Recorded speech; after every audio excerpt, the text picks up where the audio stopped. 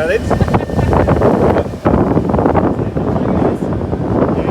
Believe it or not, many people are really watching this while they're eating breakfast just to have some calm background. So when they saw this, of course, they started to panic, call police and relatives that there's end of the world. Statement about this was, why do people believe so much what you see in the television?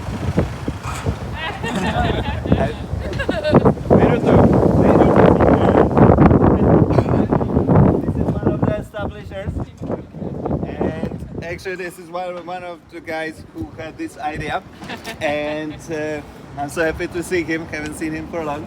Actually, this place was another idea. On many of the projects they were working on, they started to work with some ethical hackers, and they discovered they have many achievements in common.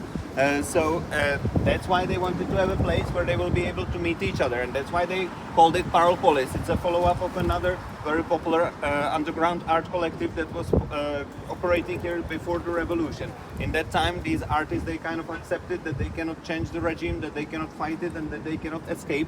So they were calling themselves Paropolis, which means something like a state within the state, and they were escaping from it with their arts. And this is a Paropolis 2.0. So they are also, like the triangle in the logo represents three main things they are focusing on. It's science and new technologies, it's arts, and it's education. So each floor has its own purpose. The top floor is Institute of Crypto Anarchy.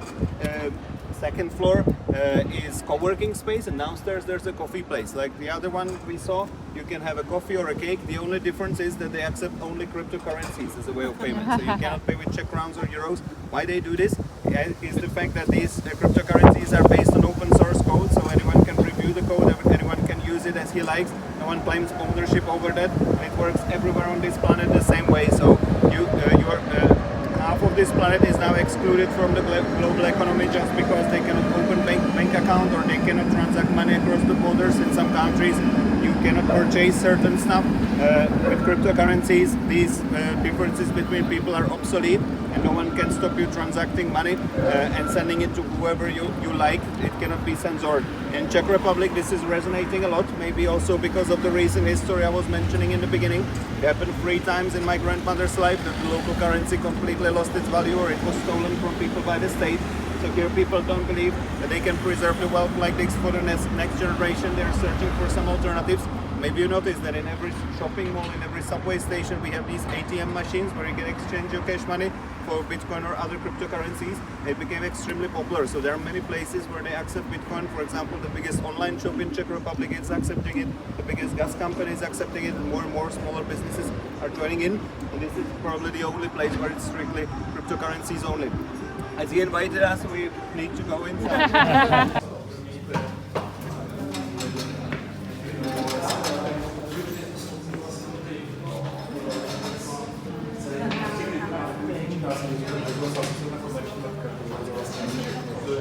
About topics like how to avoid to be spied on by secret state police or big corporates like Google and Facebook, how to encrypt text messages, how to use cryptocurrencies, things like this.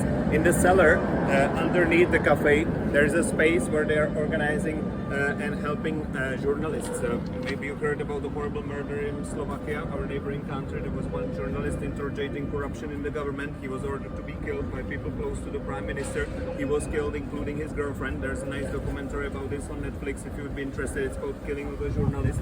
And this was an incentive for people here. They offered the journalists a safe space where they can search online without being spied on by secret state police. They teach them how to secure their communication with the source, how to secure the data they are collecting, and things like that.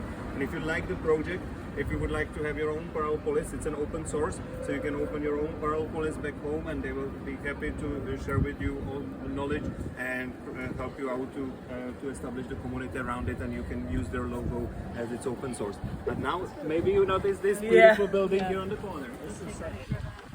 Yeah. What was it? There was a conference of ethical heckling. What? Ethical hackers. What? Yeah, so those are hackers. Ethical hackers. People who might be able to steal money from your credit card, but would never do that. They use okay. these abilities to do something good for the society.